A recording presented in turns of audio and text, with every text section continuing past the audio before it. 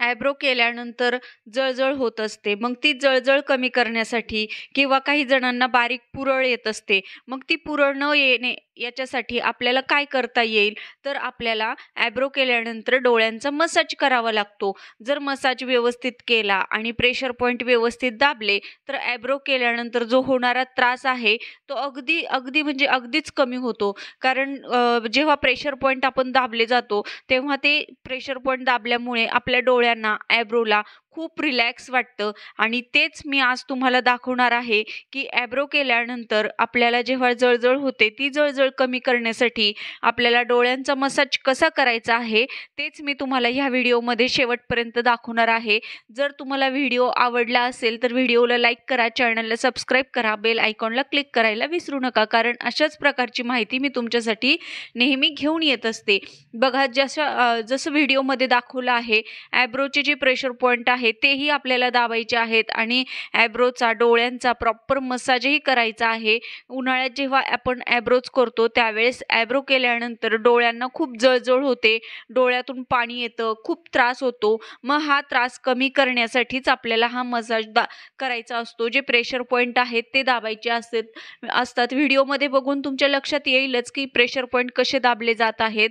त्याच्यानंतर डोळ्यांना क्लॉकवाईज आणि अँटी क्लॉकवाईज मसाज केल्यामुळे डोळ्यांना रिलॅक्स वाटतं आणि जो होणारा त्रास आहे तोही कमी होतो.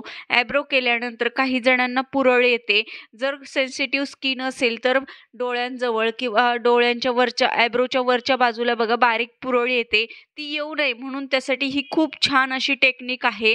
तुम्ही जर मसाज केली तर मसाज केल्यामुळे ती पुरळ येण्याचं जे प्रमाण आहे ते कमी होणार आहे. आणि मसाज कशाने करायचा आहे, तर मसाज तुम्ही जेलने किंवा मसाज क्रीमने करू शकता. मग इथे तुम्ही मसाज क्रीममध्ये आल्मंडची मसाज क्रीम वापरू शकता किंवा अदर कुठलीही तुम्ही मसाज क्रीम वापरू शकता. आणि जेल जर यूज करायचं असेल तर तुम्ही ॲलोवेरा जेल हे सगळ्यात बेस्ट आहे. कारण ॲलोवेरा हे गार असतं आणि गरम याला खूप छान असं वाटतं. गरम स्किन झालेली असते, आयब्रोज करून खूप त्रास झालेला असतो, त्यासाठी त्याला रिलॅक्स करण्यासाठी तुम्ही ॲलोवेरा जेल इथे यूज करू शकता.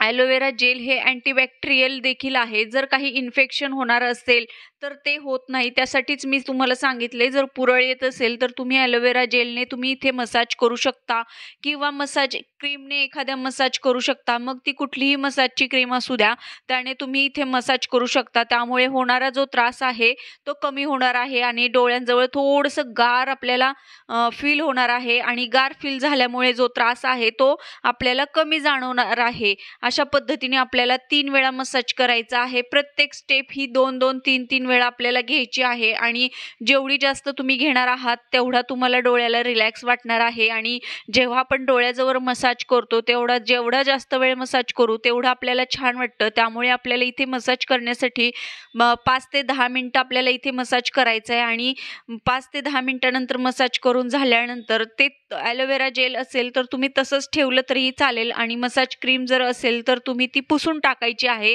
आणि अशा पद्धतीने आपल्याला मसाज करून घ्यायचा आहे.